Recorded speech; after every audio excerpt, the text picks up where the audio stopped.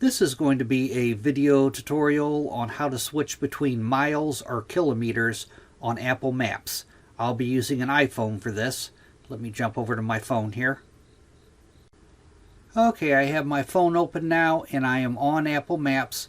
Apple Maps gives you the option to choose between miles or kilometers. The way to do that, you want to go down to your little icon in the lower right hand corner and tap on that. Then you want to tap on Preferences.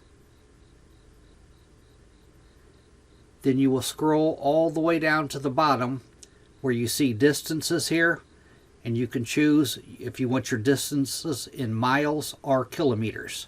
If you want it in kilometers, you just tap on kilometers, or if you want it in miles, you just tap on miles. And that is how you switch between miles and kilometers on Apple Maps. Thanks for watching.